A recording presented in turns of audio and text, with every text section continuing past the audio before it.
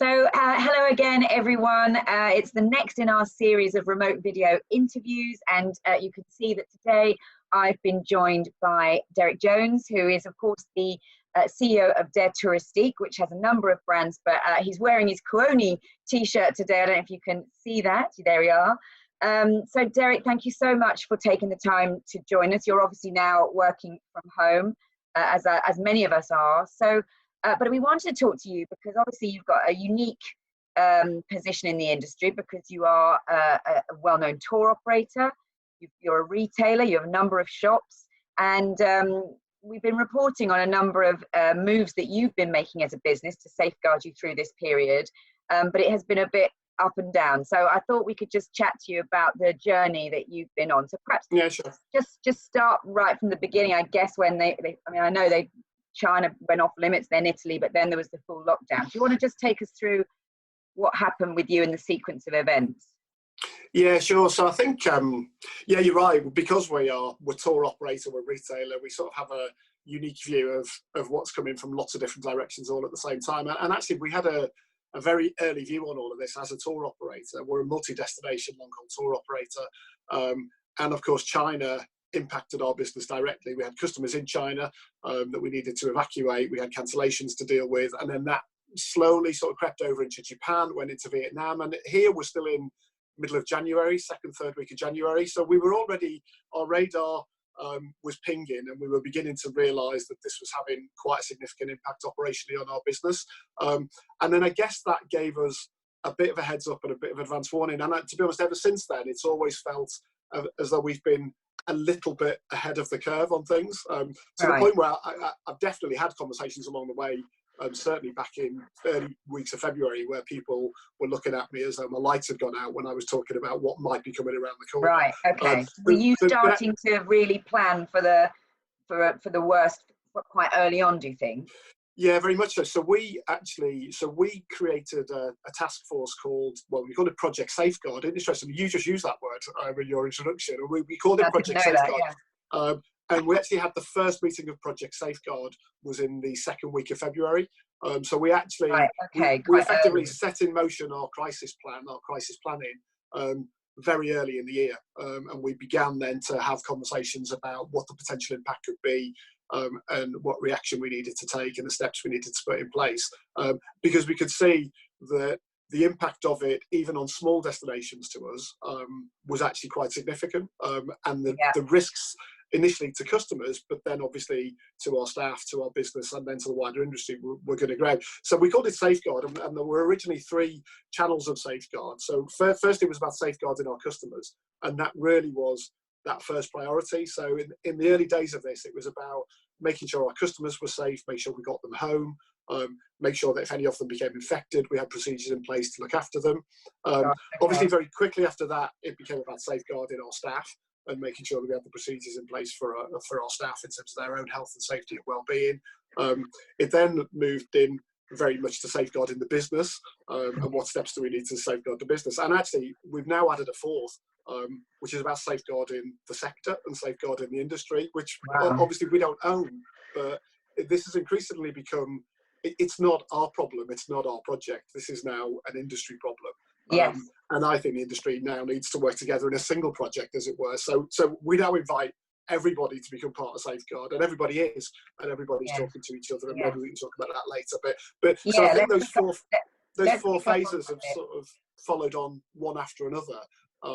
And yeah, in each of those phases, I think we've maybe been 2 weeks ahead of most others, simply because we went first and we understood what was coming maybe a little bit more clearly from the off back in January. Okay, so I definitely want to talk about safeguarding the industry and what we can do for that. Let's come on to that now. Let's just keep with your own company for the minute. So have you now got all customers home, or have you still got some customers overseas and destinations? No, we still have customers overseas. We started when the Foreign Office advice changed. We had approximately 1,800 customers overseas, literally every corner of the globe. I imagine, As of today, we have about 90. We'll have about 50 of those home by the end of this weekend. And of the ones that are left, all of them bar 2 will be in Australia. So we'll have about 40 in Australia, 2 in South Africa, all with a plan to get home, which if all goes well, will happen. And this is just around the availability of commercial flights, presumably. Is that's the whole? Yeah, and a really interesting, a really interesting sort of piece of psychology in all of this, from a customer point of view, has been the number of customers that actually have adamantly refused to come home early, and have been very happy to stay where they are. And because they just want to enjoy their holiday, or because they actually feel they're safer in the destination they're in than they are in the UK. A little bit of both. Right. Quite a lot of misunderstanding of the situation in the UK. Yeah. It's easy when you're on holiday, you're relaxed, you're away from it all, you're cocooned in a hotel environment. Yeah. A lot of people didn't really understand the urgency of the advice we were giving them. And the bit they really didn't understand was the speed at which airlines were closing down their schedules. So it was a case of, we need to get you home, otherwise there won't be a flight to get you home. And I know other operators still have significantly more customers in significantly more difficult destinations now to get them back from. Yes. So that has been a huge challenge. We've had 20 people working full time for 2 weeks on repatriations and simply getting customers home. Okay, and then in terms of the second part of your safeguard plan, then the health and safety of your staff, are they all, because presumably you've got reps in places, and are they all home now, and are they safe and well? Yeah, so the 3 main communities, obviously our overseas staff, we don't employ directly a huge number of overseas staff, only about a dozen, but obviously they've all been taken care of, either still in resort and being well looked after, or they have come back home. And then of course we've got head office and retail, and we needed to look at those quite differently. We still, up until Monday, we were still operating through head office. I know, we saw your of course. Video. Yeah. You did a video. You were the last. You literally did turn the lights out, didn't you? The last one. It was, yes. Although I didn't turn the lights out, and several of my staff told me off privately for not turning the lights out. Oh no! I did go back in when the video was finished and turn the lights off. All right, fair enough. But so head office. Again, one of the real challenges of home working, as we're now all discovering, is operationally it is quite challenging. And when if you've got really tight operation teams that are working closely together, working with airlines, working with hotels, resorts, it is actually much more efficient to have people together in the same place. So we did go to Monday, where we still had quite a large number of people working in the office, but we did realise ahead of the lockdown that was becoming very untenable. So we'd made our internal announcement that we were closing Dorking on Monday before Boris took to the TV on Monday evening and told us we were going to have to anyway. So we managed to get just in front of that announcement. Head office is relatively straightforward. Everyone took their kit home with them. Everybody set themselves up from Tuesday, and it's taken us 3 or 4 days to make that happen properly, but it's now working pretty smoothly. Retail, I have to say, is a completely different can of worms when it comes to home working. We don't have the kit. We have 1 laptop per store. It's not physically possible for everybody to simply go home and start working from home. I noticed TUI have effectively, with the same challenges, have just closed their stores and have not even tried to recreate any service for their customers through the period. But we felt we needed to. And alongside furloughing, which I'm sure we'll talk about, we saw the opportunity to retain a core number of staff. And this is your virtual call centre that you've set up. Yeah. So just let's be clear, you had 48 shops, and they've all closed as they have to now. And you're saying actually you couldn't just replicate each store by store at home because of the technology. So you've pulled some people into a virtual call centre. So if I was to ring a particular shop in Guildford or wherever, I would then be rerouted into this virtual call centre. Yeah, so we've got between 40 and 50 staff now completely set up at home with laptops. Obviously most of their task right now, sadly, is phoning out customers whose forward holidays are being cancelled or amended. So that's what they're doing. But obviously from a customer service point of view, any existing customers that have queries on future bookings, anybody, however few and far between, that wants to book a holiday for 2021 can also call that number, and of course we'll be very happy to talk to them as well. So we're very happy. Yes, all right. Well, let's come on to the future, because and what the opportunities are in a second. So you mentioned the furloughing, but obviously prior to that, Derek, you made a very difficult decision, which we covered, where you made, I guess you asked for voluntary redundancy and pay cuts. I know you yourself took a 30% pay cut, and you, I think, put 70 people on voluntary redundancy. So presumably you thought that was the right decision at the time to, as you say, to safeguard the future of Kuoni. Walk us through it. Yeah. So you sort of have to go back to where I started with the whole safeguarding project, and we came into how do we safeguard the business.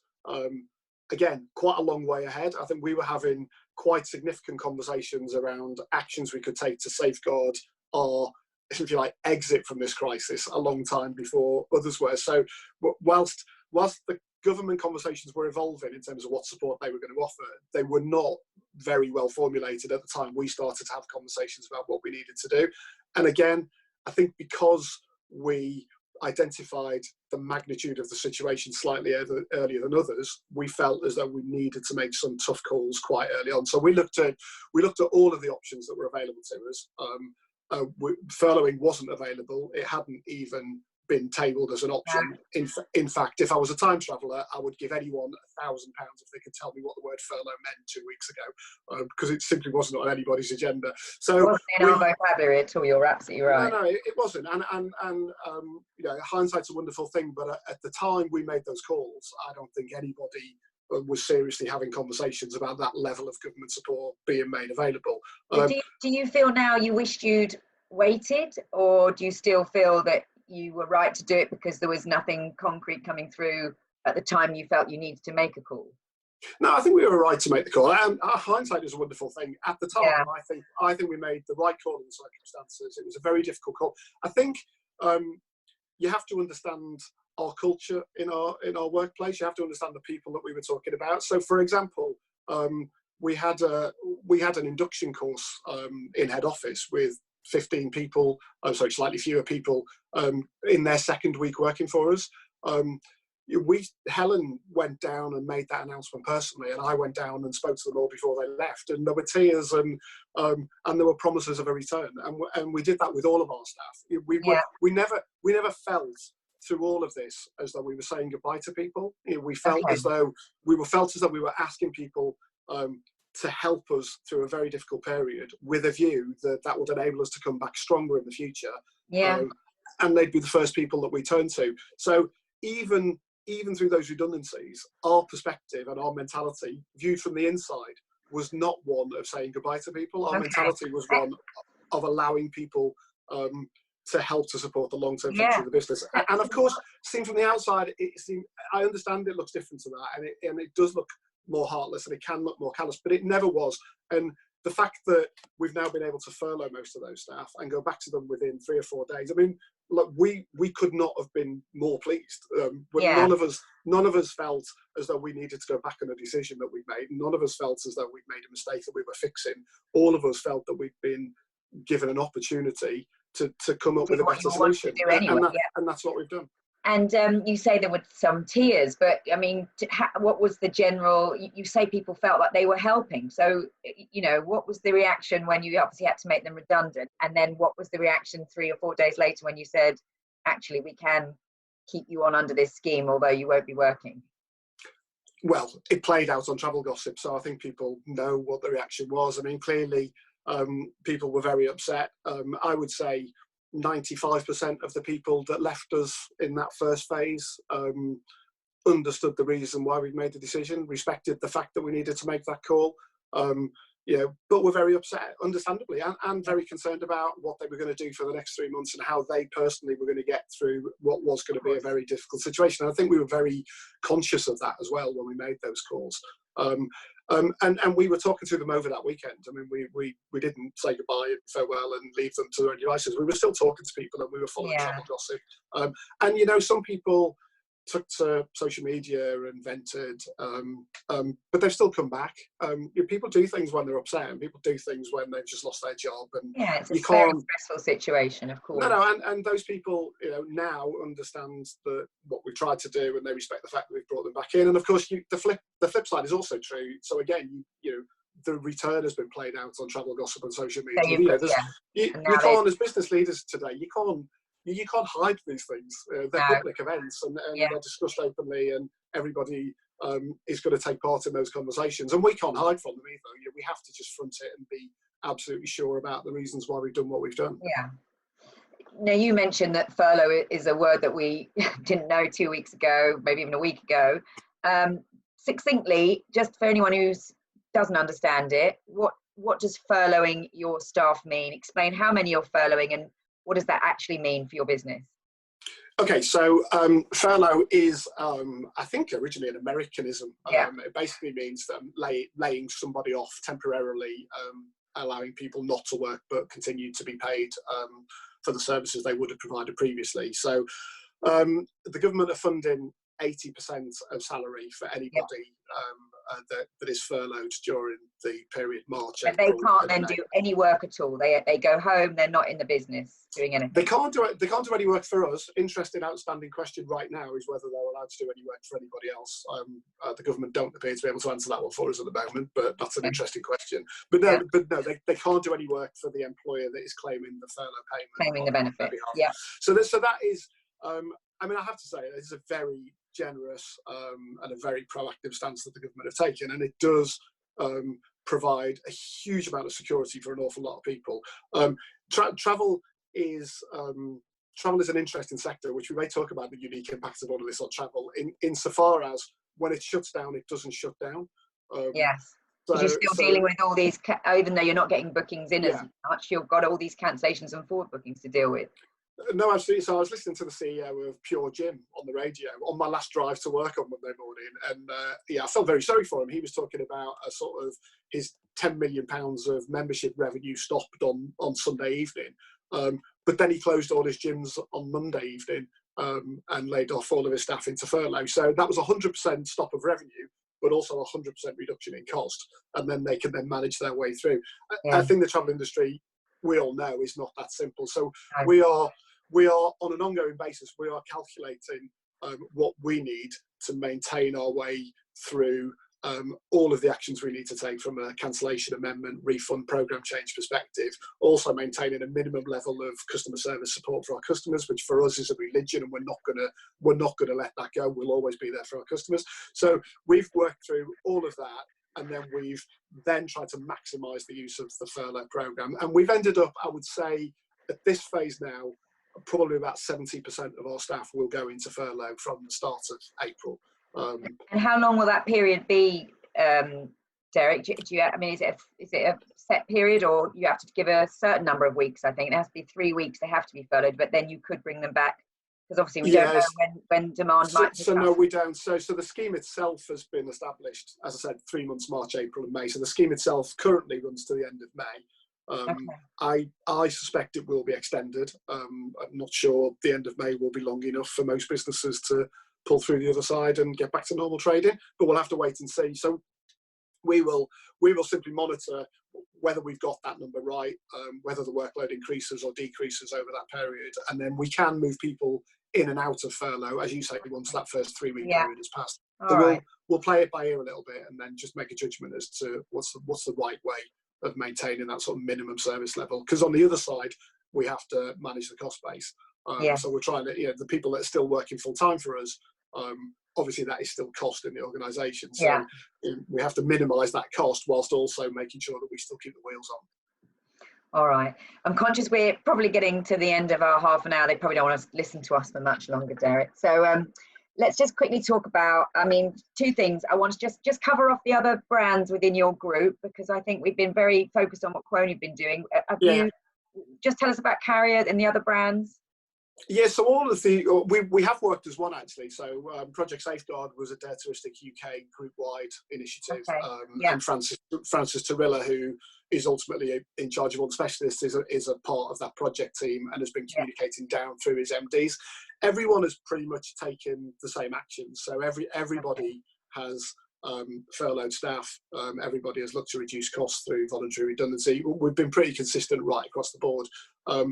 Obviously, the amount of furloughing that's available varies by brand and activity, but across the piece, across the whole organisation, we've pretty much achieved a consistent 70 to 80% reduction in headcount through furlough. So everybody's playing their part in that respect. Okay.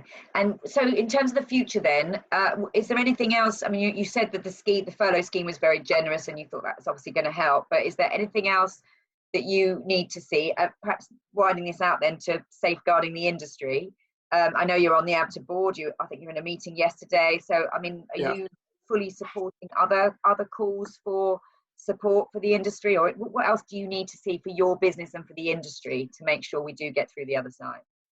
Well, I mean, obviously I support ABTA's position and the line that they've taken in terms of customer refunds and package travel regulations. I think it's hugely difficult. I mean, it is one of the most difficult contradictions in all of this, is the balance between customers who genuinely find themselves out of work and in need of the deposit on their holiday that they've paid. I totally understand that. Equally, I obviously understand the pressures on the travel industry from a cash perspective, and nobody wants to see travel businesses disappearing simply through lack of short-term cash and finance. So what is Kuoni and what has Kuoni agents been doing? What's been their message to customers then who've been saying, I want my money back? So we've stuck to the package travel regs all the way through. If customers have demanded a refund, then we've refunded, and we've not tried to shirk our responsibilities under the package travel regs. But we have worked really hard through our teams to encourage people to rebook in the first instance. So have you been issuing these refund credits? Have you been issuing those? Or? Yeah. So we've been as an alternative, we've been asking customers to take a credit, 110% of the value of the monies they've deposited with us. Some people have done that. I understand again why customers would be concerned, particularly on the back of Thomas Cook last year. That actually, does that mean I go back to the back of the queue? Is that at all protected? The advice I'm being given by by other consumer journalists is that I shouldn't accept that. And again, understand that. I'm not here to argue with Which. I totally understand they're there to protect the consumer. So I guess the point I'm making is it's a very difficult one to resolve. And for me, there are initiatives because obviously data touristic operates around Europe. There are solutions that have been found by other governments, and Denmark is a great example, where they have agreed that they will effectively fund the refunds for now, and that the tour operators can repay them back later. So effectively, in Denmark, they've used their equivalent of ATOL. Got a government loan. They've used it. So the ATOL are paying for the refunds out of their funding, and then the tour operators can then top ATOL back up again once they're through the crisis. And that solves the problem for everybody. The customers are satisfied they got the money back, the tour operators are happy. So there are solutions available. We just need to make sure that the government understands that they lose either way. There isn't a win by sitting on their hands, because they either lose the jobs and the economic value of the travel sector, because all the companies will go bust, because if they've got to pay all these refunds in 14 days, or they lose the trust of the consumer in the package travel regulations. And I totally understand how important it's a rock and a hard place. Yeah, but there is a way through. So I think, and Mark and the team at ABTA are doing a fantastic job. They've been banging on the door for weeks. It's not through lack of effort. We just need somebody at base to listen. And I think they are now. I think they do understand the challenge. And the last thing we want is for it to come too late. The last thing we want is for people to have to start failing and businesses to collapse before the government realise how serious it is. So I do think that's a really important piece that we all need to stand together on. And it is, sorry, I've got a printer going off. Is that your fax machine, Derek? You're back in the dark ages. This is the school budget, and that's the governor, so she's obviously doing some work on the local school budget. All right, well, we're really close probably to the end of time anyway. Thank you for that. Very quickly then, just in terms of the tour operation and the world, reopening, what do you need? I mean, obviously the Foreign Office will be key in terms of, the advice that it gives. Are you geared? What are you doing in terms? Are you just waiting till you get the kind of go ahead, or what can you do as a business, and what could agents be doing while they're in this period where we are on lockdown and where the world is not actually available? What do you do in that situation? Yeah, that's a really good question. I mean, we are beginning now to create project groups to look at our project restart, to look at marketing, to look at how we come back into the marketplace. There's a whole operational piece about how we rebuild and how we restart. Yeah. Again, travel industry, in the same way it didn't shut down on day one, it won't start up on day zero either. It will actually continue. But you need to be ready. I think this is interesting because I think people are so in the panic and the pain of it all, it's when do you then start to go, okay, at some point we will get out of this, and we've got to be prepared. No, absolutely. And I think, again, coming out the other side is going to be just as difficult as going in the first place. It won't happen overnight. Revenues won't come in until 4, 5, 6 months after, when departures start to happen. So there's going to be a continuing requirement for funding somewhere in the travel sector to make sure that we're ready to build back up again and that we can go again.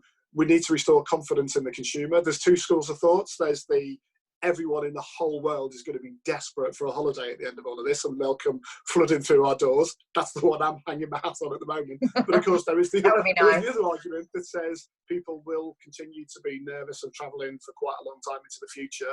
And of course, we don't really understand yet how the global containment of COVID-19 is going to happen. And we could end up in situations where actually Foreign Office are happy for outbound travel to recommence, but most of the destinations are still unhappy for travellers from the UK to visit. So I think until we see how the gates open and in what order they open, it's very difficult to do any definitive planning. But I don't think that stops anybody from thinking about the creative, thinking about their positioning, thinking about their product. I mean, now's a great time to think about future product lineup. How do you want to come out of this? The world won't be the same. So how can you come out of this different to how you went in? What are all those things that you were planning to do that this could be the trigger to allow you to do much more simply? Because from a sort of business restructure perspective, actually being forced to go down to zero does mean that you can rebuild in a different way to the way you went in. So I think there are business opportunities to be had. The trick is to sort of keep your head above the chaos that's just down here at the moment. You said you are getting some 2021 bookings, I guess, honeymoons and people who've got special occasions. You said it's not like gone completely quiet, has it? No, I can give you their names though. That's how few of them there are. Probably one of your relatives. No, Jones. No, there are some people booking for forward, and some people will use this time to plan, and as you say, for special occasions and 50th wedding anniversaries and delayed events. I mean, I shouldn't say this, but our own PR director, Rachel, has a very special birthday today, which of course she's going to spend by today, which of course she's going to treat herself to a special trip to Waitrose at 3 p.m. because that's all she can do. So at some point, people like Rachel are going to want to celebrate those big events, and they are going to come back into the market. And at that point, we need to be ready for them, and we need to get back to doing what we best, which is selling holidays and giving people happiness in their lives. Not giving away people's ages and special birthdays. I didn't. Okay, well, listen, I think thank you for the tip off, because she's a good friend of mine. I'm going to have to retrospectively send her a message now, because I was not on the ball there. But very finally, Derek, you're really known for being really upbeat. You've got boundless energy. Has that been quite important with you in staff morale? And it's very depressing time for people, and to keep everyone engaged, motivated, connected. Are you finding that is really important at this time?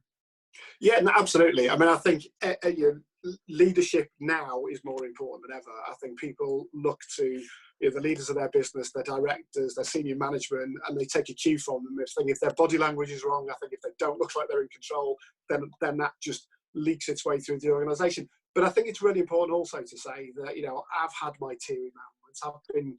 I've been shocked by all of this, like everybody else, and I think, insofar as you need to hold it together and lead the organisation, I think it's important to be honest, and it's important to allow yourself to have those moments and to show your frailties, and to show that that it affects you and your family the same as it affects everybody else. So I don't think you need to. Strength isn't just bottling it all up and putting on the front. Strength is being honest and acknowledging what the challenges are, and being part of the concerns that everybody else has got. And the one thing that does upset me more than anything else is that we sometimes are so focused on our business, how do we protect it and look after it, that actually it's easy to forget that this is a human issue. It's a human challenge, and people are very sick and people are dying, and really that's what it's really all about right now. It's about our staff and their families, and making sure that we're doing the right thing to reassure them that this whole myth of work and business will still be here when they come back. For now, they need to be focused on the really important things in life, which is being with their families and and making sure they're taking care of each other. Staying safe. All right. Well, what a good note to end on. Derek, thank you for your time. Thank you for all your tips and your advice as well. We wish you all the best with your business, with your staff. We hope they all stay safe, and we wish you luck for when you get out the other side, and we'll be there to support you. But all the best to you and your family. Thank you very much for coming on. And to you guys too. Thank you.